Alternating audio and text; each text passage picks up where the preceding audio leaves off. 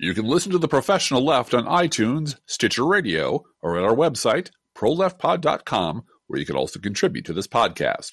There's a PayPal button at our website, or you can mail us a letter and or contribution at P.O. Box 9133, Springfield, Illinois, 62791. This is the podcast for April 5th, 2019. It's not safe for work. Recorded live from the Cornfield Resistance, which is located just behind Jerry Nadler's subpoena cannon, it's The Professional Left with Drift Glass and Blue Gal.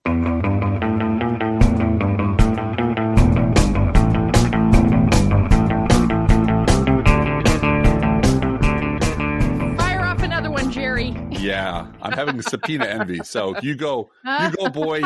Subpoena envy? Yeah. That's good. Yeah. That's good. No performance problem for Jerry Nadler. None at all. No. Right, reporting for duty, ma'am. Uh-huh. Yeah. Uh-huh. Well, Yep. you know, he's not my real husband. He's my congressional husband now. Yes. You have a TV husband and a congressional husband. I do. I have a TV husband. I have a congressional husband. Ellie Mistel is my TV husband because he's so funny and so smart. He's on with AM Joy on weekends, and he is hilarious and smart, and I love him. And Jerry Nadler, you know, I had my Mary fuck impeach thing going with Adam Schiff as the Mary and Peter Strzok as the F word, and then, of course, you know who for the impeachment. But I've switched. Adam Schiff is still in my heart, but Jerry Nadler is my congressional husband now. Just so you know, it's firing off these subpoenas. It's like being married to Daenerys Targaryen, because there's all these guys. No, you're the guy who I send off to get cure from grayscale, who will die to defend me, and you're my TV guy, and you're maybe my consort or my cousin. I'm not sure. We're gonna figure that out in a couple episodes. Gosh. So you know, you guys, the number of boyfriends I've had in my life, you can count on less than one hand. So I'm very careful about who I date and who I. No, I mean your TV husband and your. But I do. I collect all of these. Yes. You know, affectionate. I have affections for people that I see that are doing good things. Hey, so Charlie Pierce liked your tweet today. So he liked my tweet today, so I can die on Twitter now because. Yeah, I got to sit on the front porch all day long with my shotgun. Just. Yeah, the tweet that he liked was that never Trumpers get zero input on who is the Democratic nominee for president. Yeah, see, Charlie can tweet that. I have to write an entire post about it to get any respect around my own house. Can I have some coffee? I'd love to get you coffee, honey, but Charlie Pierce just liked my tweet. So I'm like, oh, shit. Okay, I'll write a monumental post about it. It'll be epic.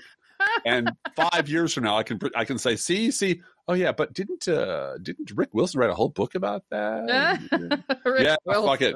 Yeah. I never read Rick Wilson's book. You sat in the bookstore and looked at the index and wrote stuff down. I did. You know, I did, and I have real bad news for Anna Marie Cox. I'm gonna have to tell her.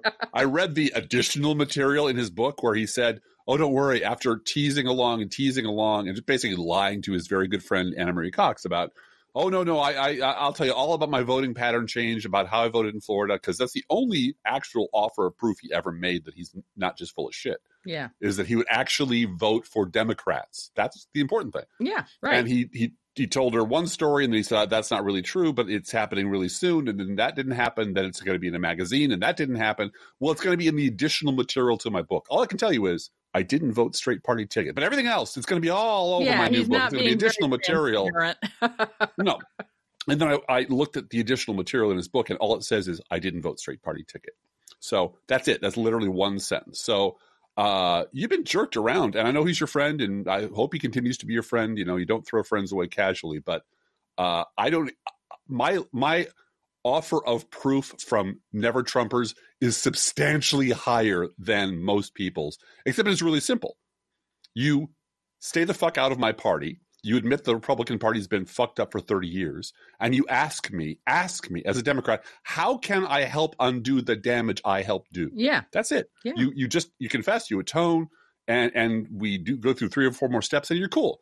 But none of them want to do that. They all want to keep their job in the media, never admit that anything bad happened before Donald Trump showed up, and go right on being everyone's, go-to guy. And I it's weird watching this happen from the outside, and literally watching the same people who were the worst people in the world during the Iraq War, the war pimps, the rat fuckers, the people who really spent their whole life trying to destroy me and my party and my movement. Now, they're now all supposed to be my friends. I'm like, well, they haven't put their knives down. They haven't changed their voting habits. They're all saying Bernie Sanders should get the fuck out of the race and Joe Biden's your guy. And yeah, that's what the Never Trumpers are saying. Sure. Yeah. Anyway, I got off on a little tangent there. But this has been fundraising week, the close of the quarter on March 31st.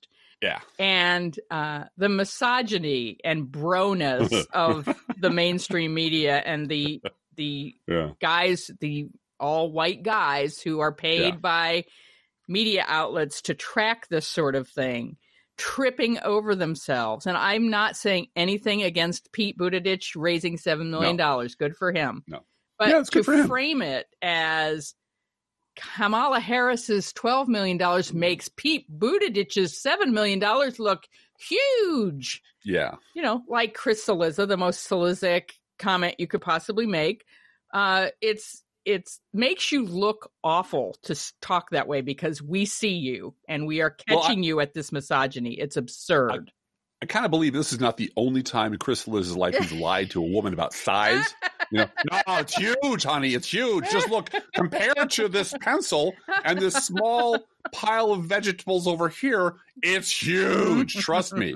You can hear the clanking gears of the Beltway media machine clicking into place. Attempting to pick a centrist-friendly, centrist-adjacent Democrat to make it not so bad that Donald Trump was president for 4 years, and we are not having it.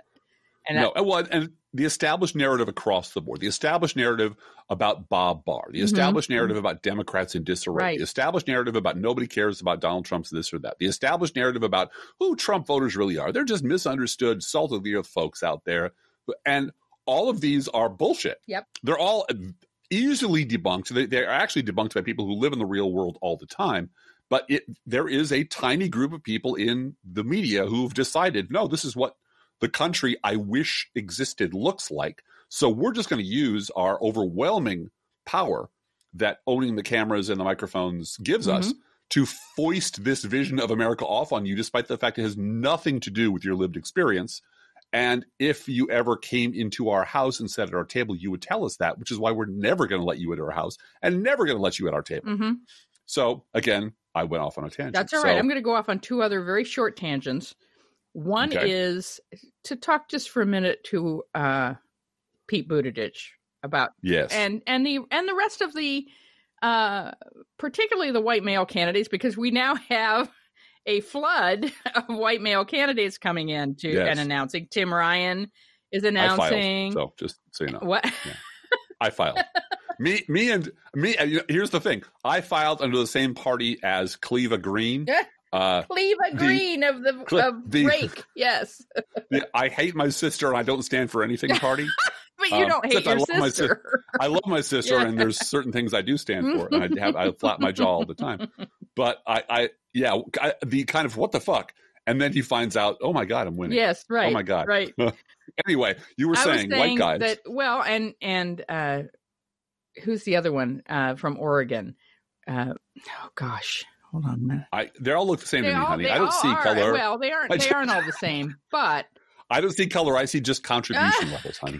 Yeah, and they're all huge.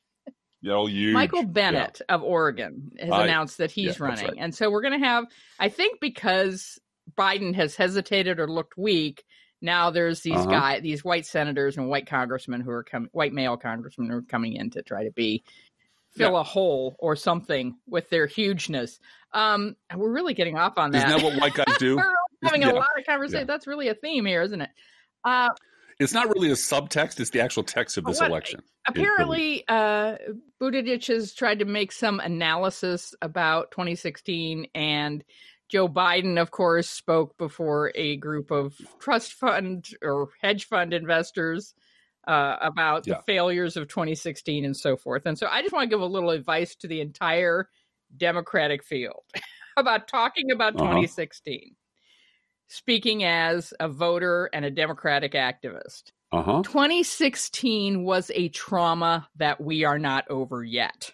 Yes. And it still hurts incredibly to live in a world where that election happened.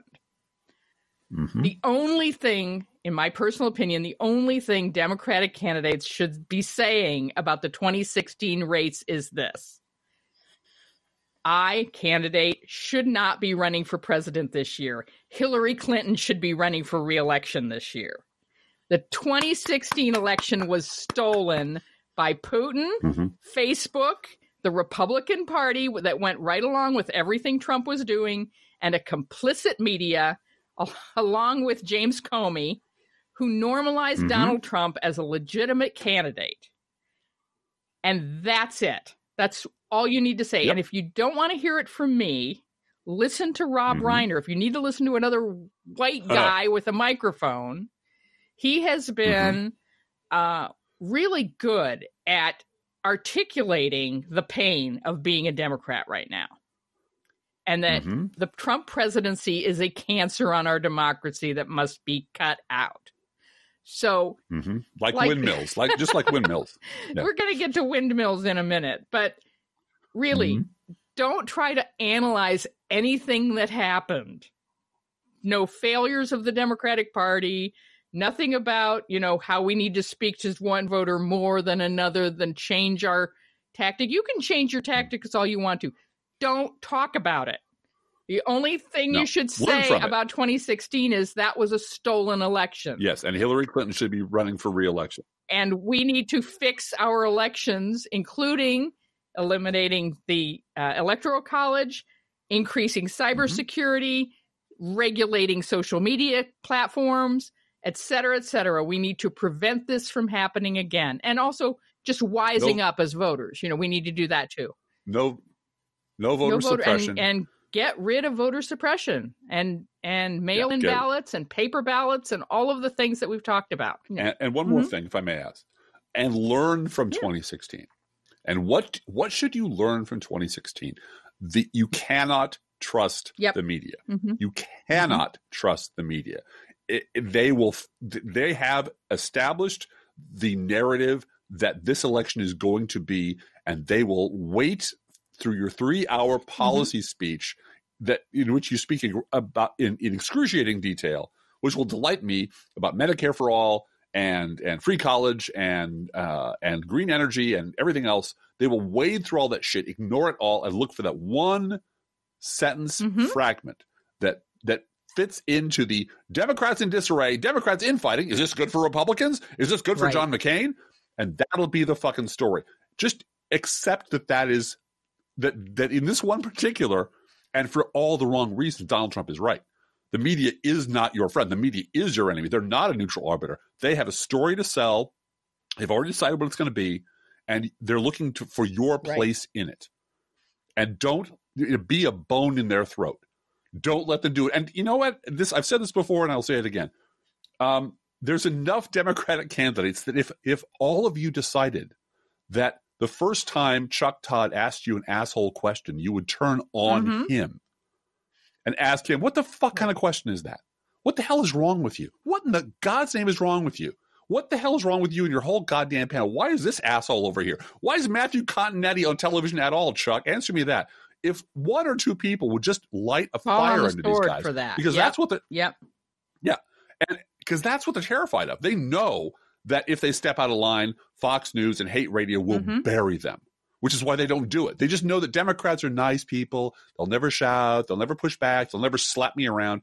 And you know what? If you slap Chuck Todd around a little bit on camera, if you make him a little bit afraid, he will love you more for it. B, he'll actually make headlines. And C, put a little fear of God into him.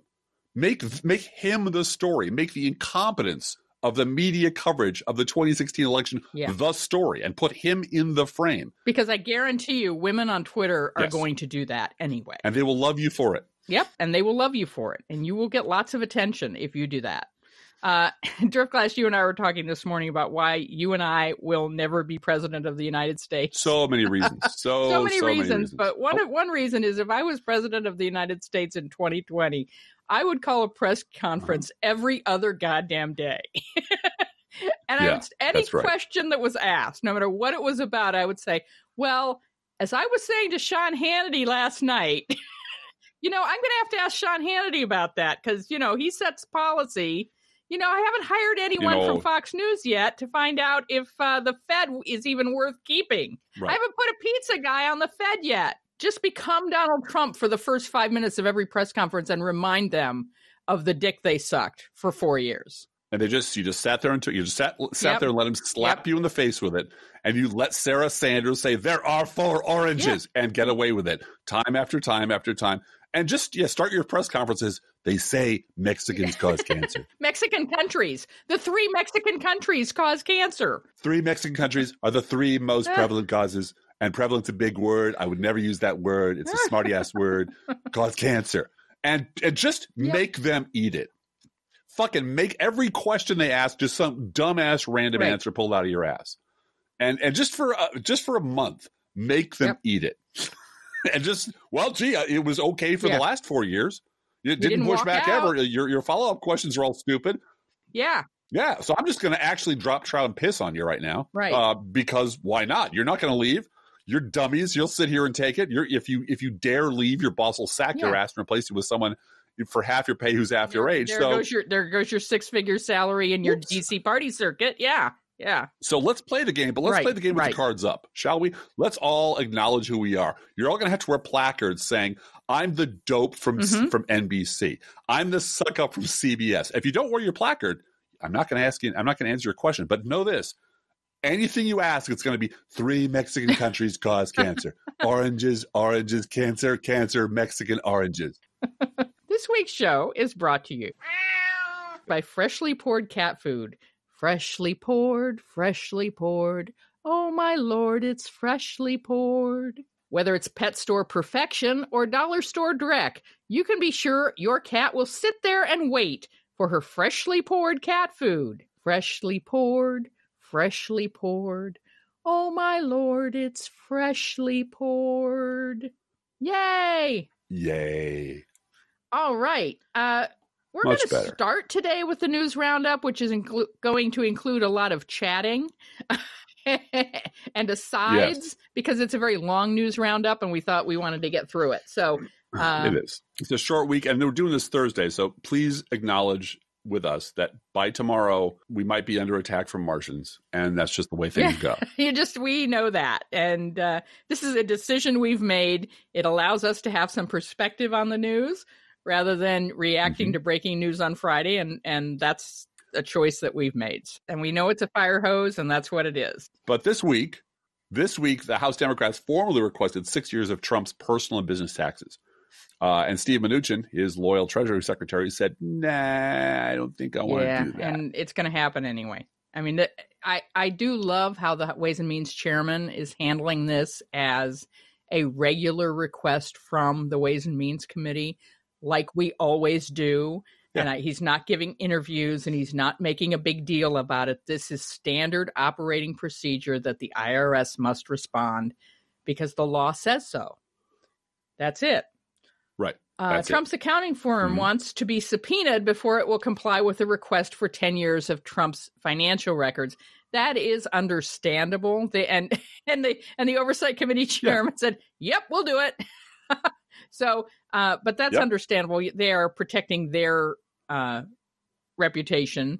They are not someone that just hands over personal investment records of a client without legal force behind that request. So I don't blame the accounting firm for doing that. That's standard procedure, but they're happy to do it, it turns out. Yes. Slender, masculine-necked Adam Schiff suggests that it is, quote, inevitable that Mueller will testify before Congress. You have the New York Times story in here about how the Mueller people came out yesterday on Wednesday and said, what Barr was saying is all bullshit. Yeah, that's basically what they said. I mean, this is this is an investigation that didn't leak once, not once.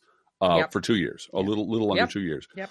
Remember, the Star Report leaked every hour on the hour. Absolutely. It leaked grand jury testimony, which you're never, ever supposed to leak. Yep. And you knew it was going to leak the minute it was over. It was just, that's the way the Republicans are playing it. Right. The Mueller investigation hasn't leaked at all. And apparently the Barr report, the Barr fairy tale, the Barr fortune cookie was so such a warped, through the glass, darkly view of what they actually wrote and what they actually summarized. I mean, they did take the time to summarize things so that the public could understand that the people who've been kept their mouths shut for 2 years have said, nope. Yep. Gonna have to step out into the spotlight and correct the record now because you're being fed a line of bullshit. We don't know what's in it, but I forget who made the joke. It is like the Infinite Jest. It's book Infinite Jest, yes. It's 400 pages long. No one's read it, and everyone says they have. Yep. So, yep. More than half of the House Judiciary Committee's 81 targets in its obstruction of justice and corruption investigation have declined to produce documents. The deadline to produce these documents was March 18th. The White House is stonewalling. Yeah. It comes to mind that Steve Martin bit about, I forgot to pay my taxes. I mean, what's your excuse? This is a duly authorized oversight body requesting documents as part of an investigation. There's no reason in the world why you get to say no. The reason Nixon was saying no was that, these tapes are very important. Went to the Supreme Court. Supreme Court said, oh, fuck no. No. That was a unanimous decision. Yes, it was. So this is just the White House doing, they break the law every day. They Let's do. Be very clear about that. I'm not sure that they're keeping any of the documentation that they're supposed to keep. No. Are they doing any actual work? I mean, this is the thing. They're breaking the law every day, and they're getting away with it every day because there's no enforcement mechanism, because nobody's going to send federal troops into the White House to drag these documents out.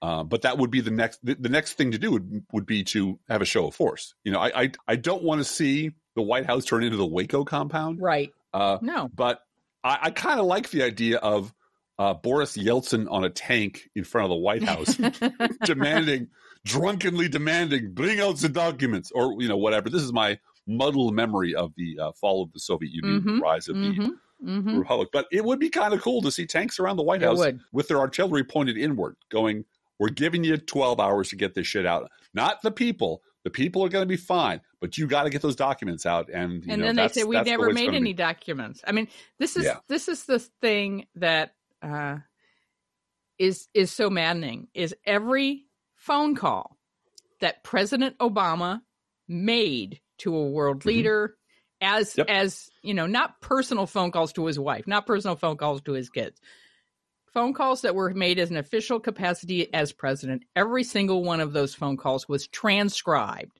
and put on paper and kept for the record. Right. Do you think that Trump is doing that? Do you think anyone in the Trump White House is doing that? They aren't keeping. There is no person from the State Department in his meetings with Vladimir Putin. But since he talks on an unsecure phone, I'm sure the world Chinese leaders around the world have a transcript. Yeah, sure. We don't. We always find things out when it appears in Moscow daily newspaper. Right. RT has all the information they need to know. Yeah. Right. What? Who was at the White House? What were they doing? He gave them what? Donald Trump is currently in the middle of a massive walkback of his very enthusiastic support for releasing the Mueller report last week. First, he said he wouldn't bother him at all if the report was made public. Now, the story is there's no amount of testimony or document production that will satisfy Jerry Nadler or shifty Adam Schiff. It's now time to focus exclusively on properly running our great country. Yes, let's put Watergate behind us and move on. That's what he's saying. And Sarah Sanders, of course, being a loyal little stooge, called Democrats sore losers who will never be satisfied. You know what? The first part is not true. The second part is. We actually whipped your ass pretty thoroughly at the midterms. We're going to whip your ass in 2020. And you're right. We're never going to be satisfied until every one of you fuckers is called to account. You're absolutely right about that. That is true. And Trump is also in the middle of a huge walkback of his threat to close the southwestern border over the increasing number of asylum seekers crossing into the United States, saying, we're going to see what happens over the next few days. He's now given Mexico a 1-year deadline. Right. Into the middle of spring 2020, when he and everyone else will have forgotten. Yeah, he is making all these threats which sound good to him at the nanosecond that he thinks them. Right. And then Mitch McConnell's calling him and saying, we can't run on that. He's giving Mexico 1 year to vote on health care. 1 year. 1 year. 1 year to for vote great health on care. Orange. Cure. They have universal coverage in Mexico. Cure windmill cancer. We're going to cure that windmill cancer with oranges, and Mexico is going to pay for your oranges. The oranges. And because that muddled bullshit is actually what goes on inside this demented old man's brain every day. It just comes bubbling out of his mouth. And for most of the country, it's terrifying. And for the Republican, racist, white, old assholes who are living for the day when the Confederacy rises again, they love every minute. They don't hear it. If he's walking back something, they don't hear about it because Sean Hannity doesn't tell them. All right. The House Intelligence Committee is going to go after documents from Trump's inaugural committee, talking about how they raised and spent $107 million. Like twice as much as Obama did. And they had that shitty tractor pull and a bunch of banjo and jug bands playing. And where did the rest of that money go? For example, his inaugural committee paid nearly $26 million to an event planning firm, which was invented out of thin air by Melania's advisor and longtime friend, Stephanie Winston Wolkoff. The firm was created 45 days before the inauguration. Healthcare. Time to talk about healthcare. Trump abandoned his plans to dismantle the Affordable Care Act a week after announcing that his administration agreed with a judge's ruling that the entire health care law should be eliminated. Is that another walk back, Blue Gal? Uh-huh. And Trump claimed that he was never planning a vote prior to the 2020 election on a replacement to the Affordable Care Act, despite claiming a year ago they would unveil an awesome plan in just 4 weeks, and then blaming the Republican Congress for misleading him and claiming just last week that the effort was already moving forward. He said he had 4 or 5 senators working on it. No one could find any of the 4 or 5 senators that are working on the replacement for Obamacare, that imaginary replacement for Obamacare, which is going to be terrific. It's going to be low cost. It's going to cover everybody. He's been saying this since 2015. This is, Obamacare's terrible, and we're going to fix everything. No pre-existing. Yeah. I hate pre-existing. I love lakes. They're very deep and wet. I hate pre-existing. No pre-existing. What was I talking about? Oh, that's right. And again, this is another huge walkback. I believe walkbacking is a covered precondition under Obamacare. Well, and what I found interesting is how Mitch McConnell, in this particular case, Mitch McConnell did deliberately throw him under the bus in front of cameras. And, he had no choice. Exactly. But he said, I'm looking forward to seeing what the president and Nancy Pelosi come up with. Now, if that's not a diss, I don't know what is. But he had no choice. Otherwise, his caucus is going to have to run on Donald Trump's imaginary health care plan. Yeah. Yeah. And the Democrats are going to make him run on it anyway. Yes, absolutely. But the upshot is Mitch McConnell will put up with any amount, any tonnage of toxic, treasonous bullshit from the monster in the White House, because Mitch McConnell is an evil fucking human being right down to his shoe tops, except if some of the splashback from that evil, toxic bullshit makes Mitch McConnell look bad. Or hurts his job as chairman. Right. That's too much. He doesn't want to lose majority leader status. Right. No. We've already talked about windmills causing cancer. They don't, just so you know. That's pretty clear. The science is been in since, I believe, Da Vinci's time. Wilbur Ross declined a second invitation to testify about Trump's budget request.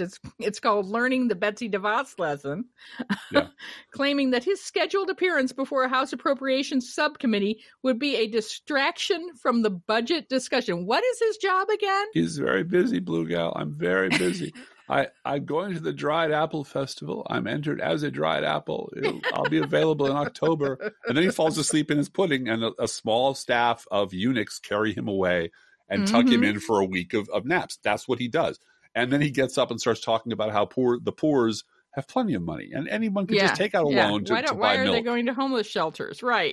But he is just one of an entire constellation of people who you have not seen at the head of a major national power since the final days of the Third Reich. It really is that bad. It's a bunch of Fox News hacks. It's absolutely perverts and thieves and liars and looters and lunatics and multimillionaires and just fucking assholes.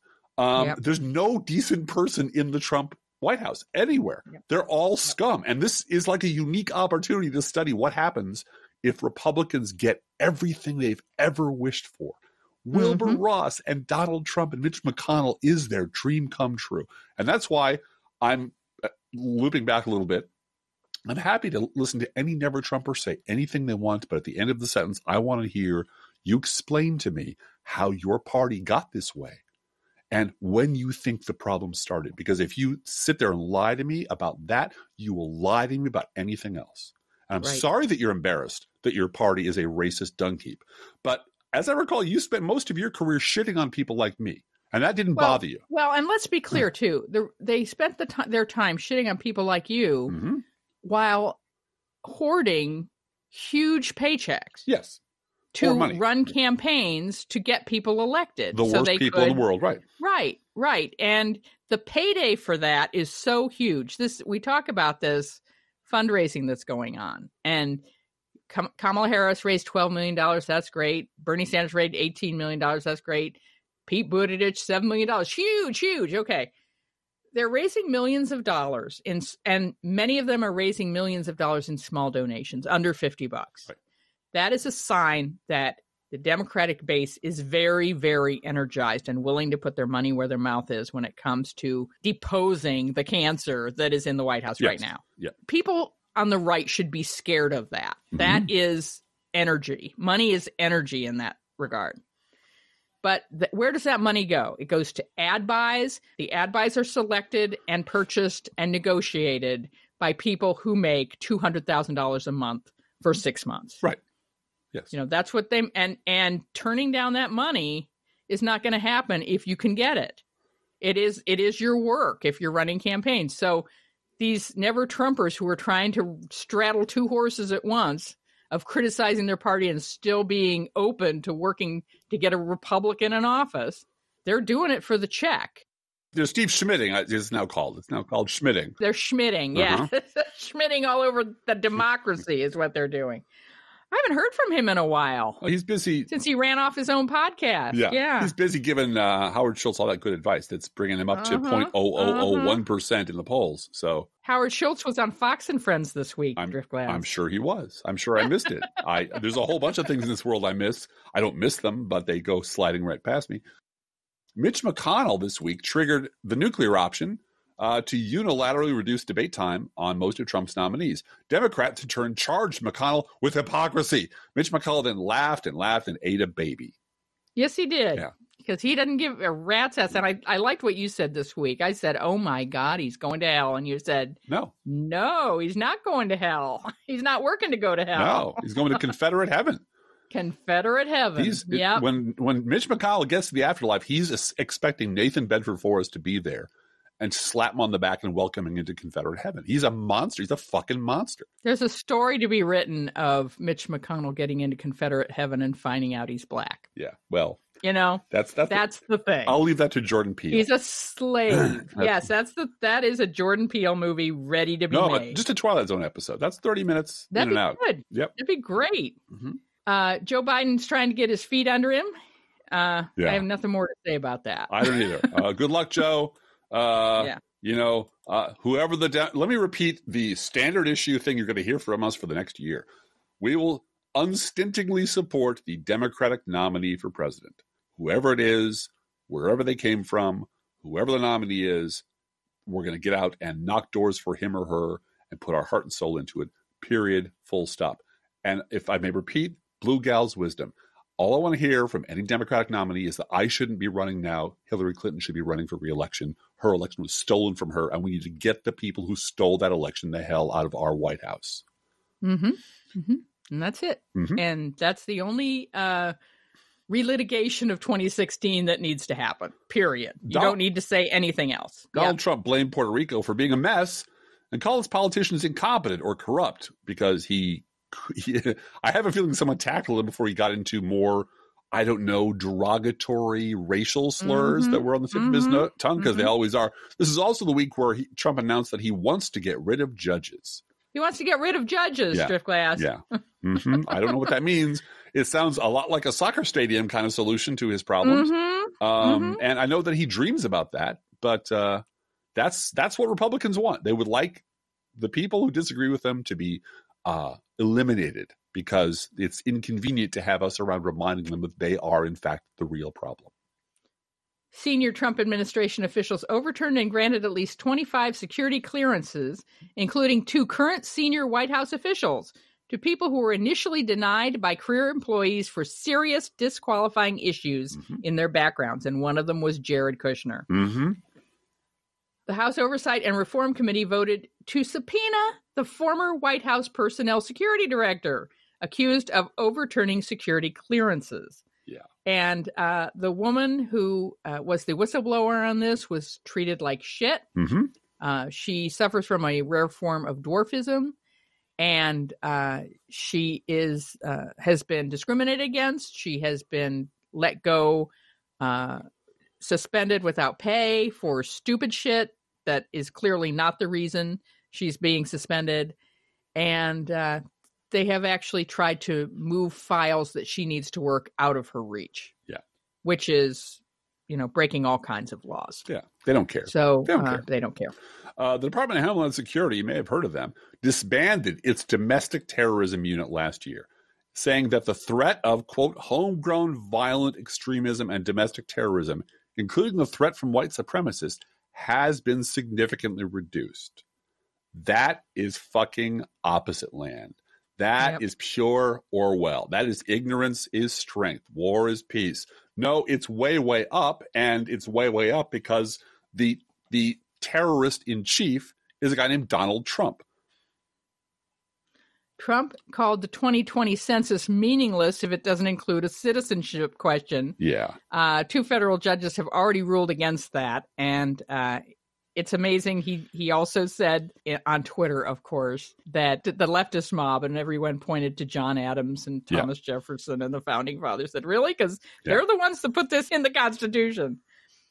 Trump cut hundreds of millions of dollars in foreign assistance programs for Guatemala, Honduras, and El Salvador. Fox and Friends Sunday described Guatemala, El Salvador, and Honduras as 3 Mexican countries in their chyron.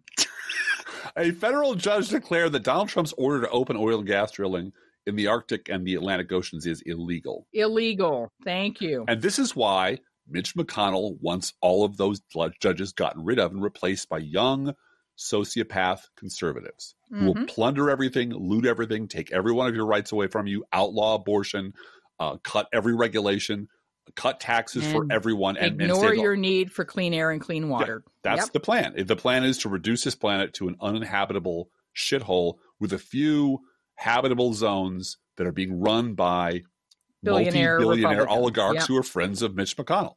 Yeah. More than 750,000 people would likely lose their food stamps under a new proposal by the Trump administration to encourage able-bodied adults to get a job. They are still going with these stupid work requirements. Yeah. And one woman who does not have internet access because she is too poor was sent 15 letters by the state of Kentucky. 15 snail mail letters asking her to register online for her Medicaid benefits. And she's too poor to have internet at her house.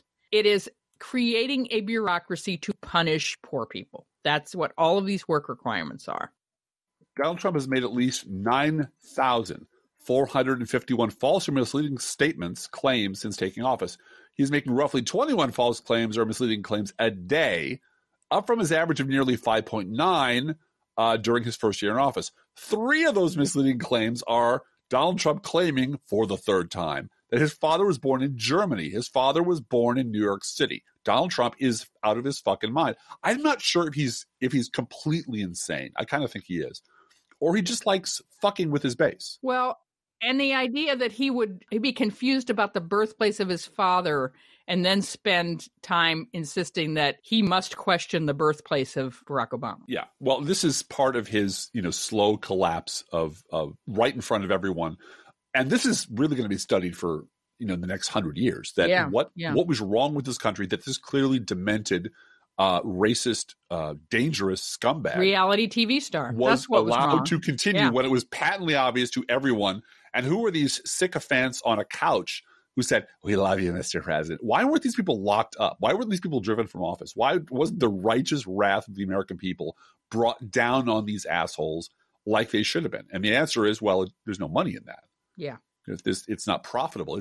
Watching the country burn, that's profitable, man. It's the other thing. It's actually the slow, boring work of democracy that doesn't add to the bottom line of media companies. The National Rifle Association opposed an expansion of the Violence Against Women Act, which seeks to block people who have committed domestic abuse from obtaining firearms, because that is a huge red flag for mass shootings and violence using guns. Mm-hmm. And Deborah Dingell, yeah, who is a member of the House, she is sitting in for her late husband, John Dingell, was shouted down by Republican males attempting to argue for this legislation. And by the way, the legislation did pass this afternoon, passed the House.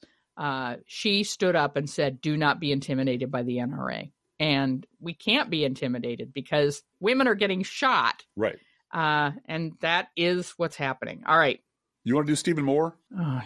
You do Stephen Moore, please. All right. Stephen Moore, who's Donald Trump's unqualified crackpot nominee for a seat on the Federal Reserve, currently owes more than $75,000 in taxes and other penalties. Stephen Moore, being a tough guy, referred all questions about the tax debt to his wife, because hiding behind your wife is what Republicans do. Donald Trump's other nominee is famous Uzbekistan pizza guy Herman Cain. This is to run the Federal Reserve to monumentally unqualified crackpots who will undoubtedly end up with their fingers on the pulse of the American money supply. And now we're going to talk about local elections. Yes, we are. Elections in the state of Illinois. Yep. A fun fact, socialists now outnumber Republicans in the Chicago City Council. That's not hard to do. This is true. But it's true. Yeah. I thought that's hilarious. That is freaking hilarious. And this is my old stomping ground. This is where I used to tread these boards. The biggest surprise was that longtime 40th Ward Alderman Pat O'Connor lost to community activist and Democratic socialist Andre Vasquez. Alderman O'Connor has been in office since 1983 and serves as Rahm Emanuel's floor leader on the council. Wow. Yeah. As of right now, Rosanna Rodriguez Sanchez holds a tiny lead over incumbent Deb Mell. The race is still too close to call, with the final decision resting on uncounted mail-in ballots. Mell's family has held the 33rd Ward seat since 1975. Yep. And the paterfamilias Dick Mell is a disgraced former governor Rod Blagojevich's father-in-law. Yeah. So there's a lot of historical corruption in that family tree. It's dynastic. It really is dynastic politics. The family has owned that seat since 1975. And this whole Chicago election was turning out that machine and putting fresh faces in there. Yeah. Well, and in that regard, in the 30th Ward, Jessica Gutierrez, who's the daughter of former U.S. Representative Louis Gutierrez, lost in an effort to continue their family's political dynasty. Mm-hmm. And the biggest forget about its Chicago outcome was that alderman and possible future federal inmate Ed Burke, who the FBI searched his office and then a few days later went back and searched it again, he was reelected. Oh, my God. Yeah. Oh, my God. And the big news is that the mayor-elect of Chicago is Lori Elaine Lightfoot, who's African-American and a woman and an LGBTQ person. Right. And that is, I have no idea what kind of mayor she's going to be. I have to hope for the best. I am really praying for her because it's Chicago, man. You know, I'm always worried, but her heart seems in a very good place, and there's a lot of good people behind her. And I know Chicago's broke like every other major American city. There's a lot going on that it's going to be very hard to fix, but I'm behind her on this one, and hopefully she can make a difference. Yeah. And there's something to be learned from the mayor, the term of Harold Washington. And I learned a lot. I was there when Harold was mayor, and I was there when Daley died, and it was all very dark and weird, and the re-election was just ugly and terrifying. Washington's election, the idea that the half the city council, more than half the city council, broke with the ranks of the Democratic Party and nominated a guy named Bernie Epton. And the slogan was Bernie Epton before it's too late. And it was all these films of like a mob of angry voters, and because the black guy's coming. And if the black guy gets here, we're all going to die. You know, they're going to rip the city to pieces. Here's the thing. Harold Washington, before he was elected, was a good machine politician. He was a part of the system. He got along to get along, and he did his bit. I mean, he served his constituents well, but he was not a figure of historical importance until history opened up and let him assume a seat that was big and important and had a big spotlight on it. And that's when he rose to the occasion. And that's what happens in Chicago politics. If you want, believe me when I tell you, if you want to succeed in politics, for the most part, you have to understand how the machinery of politics works. You have to play within the system. For the most part, you have to do your homework. Toni Preckwinkle, who was the other candidate for mayor for the city of Chicago, who would have been also an African-American woman. The first African-American woman mayor, yeah. She, as an alder... That race was historic. It was. Two African-American women were running against each other, both Democrats. And regardless of who won, and it wasn't Toni Preckwinkle, it was Lightfoot, but we now have an African-American woman as mayor of Chicago. And that's the first time that's happened. Yeah. And Toni Preckwinkle, I knew her and worked with her briefly, just a little bit. I've been to her office a few times. I worked with her when I was, at the city, and she always had her shit together. Mm-hmm. She was the most well-prepared alderman of every alderman out there. There's 50 aldermen. She always had her shit together. She always knew her budget numbers. She always knew what her constituents needed. She served her public well. She could be a pain in the ass. She was one of the people that threw an elbow at Barack Obama when he was trying to get ahead in Chicago politics. So, there are no pure heroes in this narrative. Mm-hmm.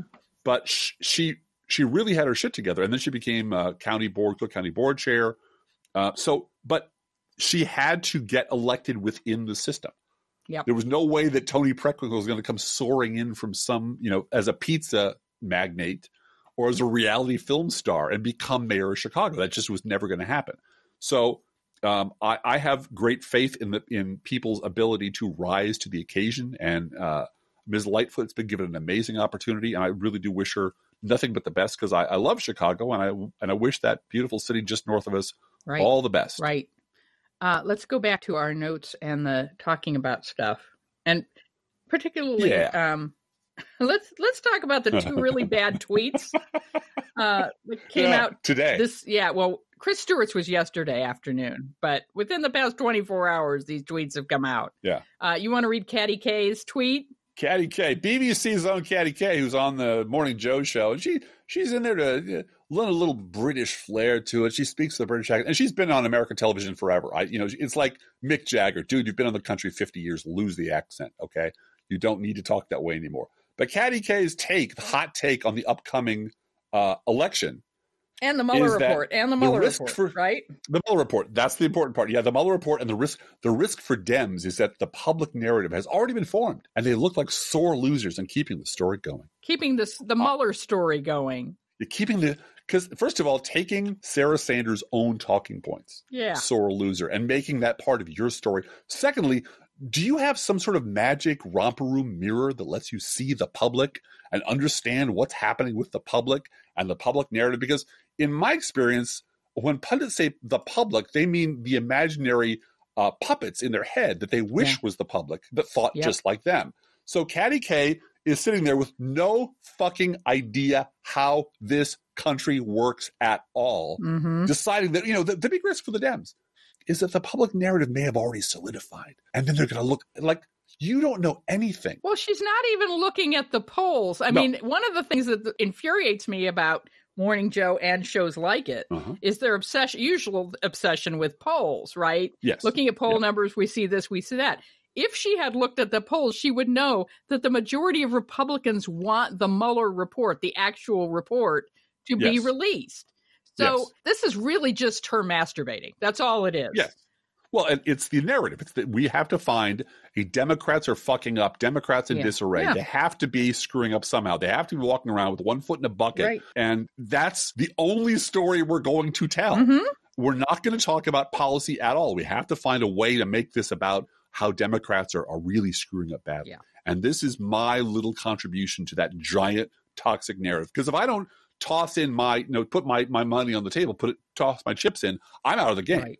this is the only game that will let me play and let me make the kind of money I want to make. So sure, the problem is Democrats, the public narrative, yada, yada. Mike Barnacle, over to you. Yeah. The other tweet is from Representative Chris Stewart in the House minority saying, just received approval from the House for the formation of the Anti-Socialism Caucus. Yeah. This caucus will defend individual liberty and free markets and highlight the dark history of socialism. Yeah. Well, that tweet got about 3,000 replies, most of which saying, we hope you're also going to highlight the dark history of capitalism, like slavery, and why are people rationing their insulin and dying in America. What I loved about this tweet, and forming this anti-socialism caucus, I wonder what the gender and race of all of the members of the anti-socialism caucus is going to be. Yeah. While they're forming this anti-socialism caucus among the Republican minority, Alexandria Ocasio-Cortez is waltzing through the halls of Congress with the Queer Eye guys. Yeah.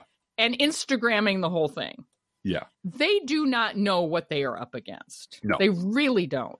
No. And AOC had a lot to say this week about the last 30 years. And you wanted to talk about that. I think what she's saying is really, really important. Well, I do want to say that the two other proposed ideas for the name of this caucus were the No Girls Caucus and the House Un-American Activities Committee. Yeah. Because why not go a lot of people said that too. It's well, it wasn't the fucking Tea Party, the fucking tea baggers, the idiots who...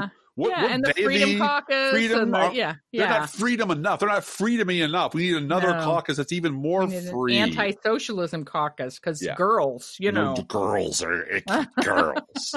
Who's that girl with all the gay men? And that's the person who's going to eat your lunch and leave you looking like an idiot. That's the person who's going to cost you your job. No one under 30 will ever pay any attention to you, ever. Yes. Alexandria Ocasio-Cortez said, I'm sorry that this is going to cost so much to fix climate change. Right. I'm sorry that for the last 30 years, we have known this was a problem and did absolutely nothing about it. And now it's really going to cost us.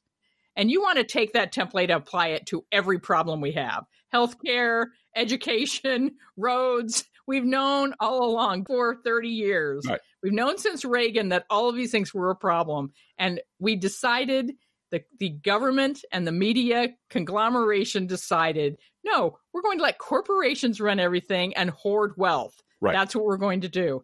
The stories that have come out about Rupert Murdoch and his family this week, and noticing the billions with a B dollars that they made from the Disney merger.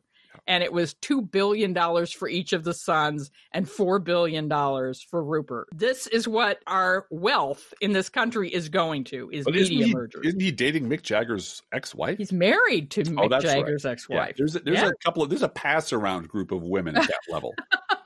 Problem is these people have money. Yeah. If you stripped the wealth from Rupert Murdoch and Sheldon Adelson and the rest of these just parasites who are wrecking the planet, you could put up cancer-causing wind turbines everywhere. You could pave. Put everybody to college. Make sure everyone has their insulin.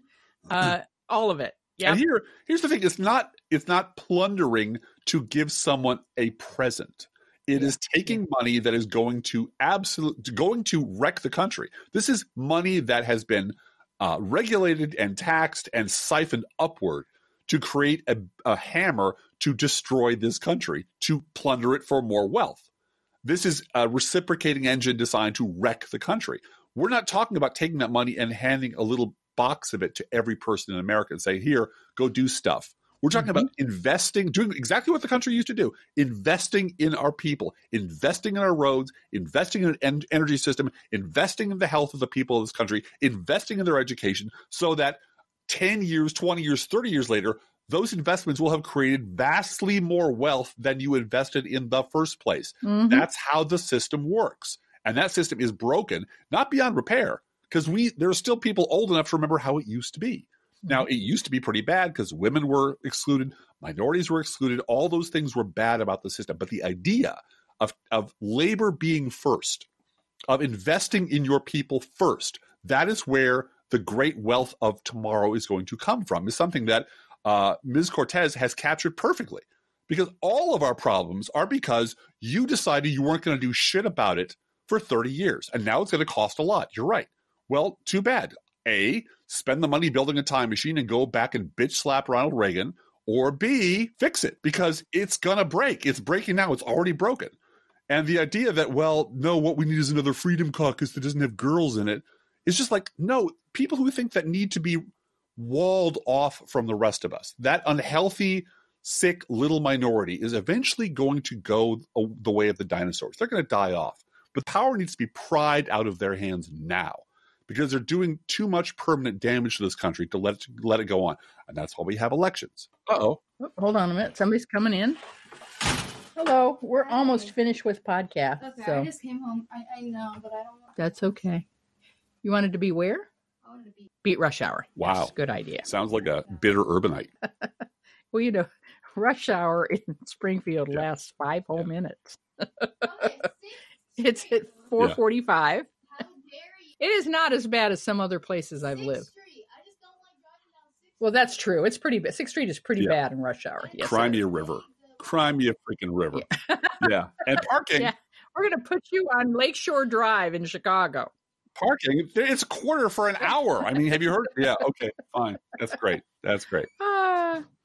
Each week we post to our Facebook page and website an Internet Kitty sent in by you, the listeners.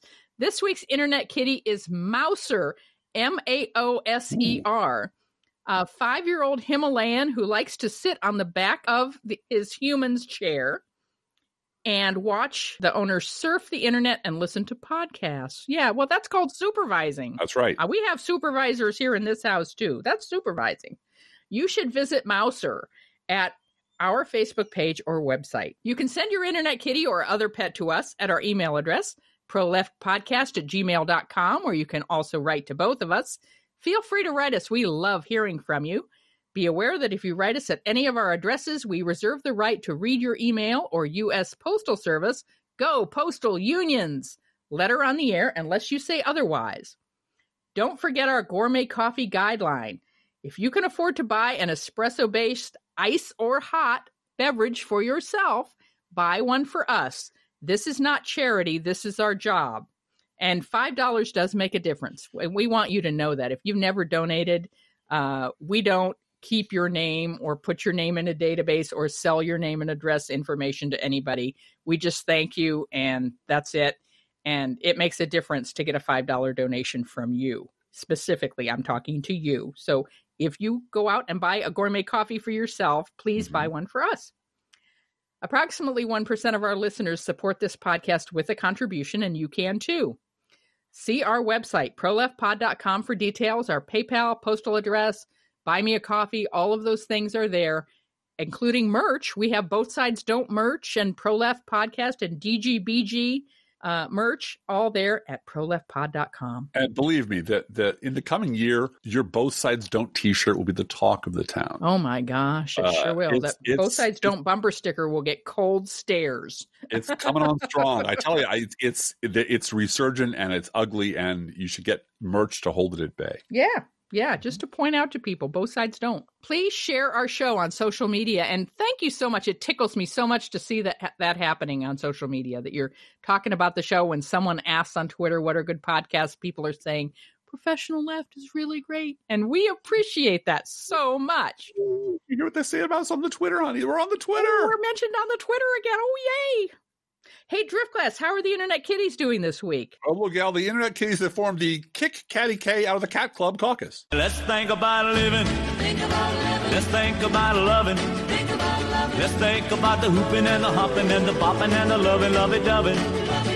Let's forget about the whine and the crying, the shooting and the dying, and the fellow with a switchblade knife. Let's think about living. Let's think about life. Professional Left Podcast is recorded under a Creative Commons license. Copyright 2018.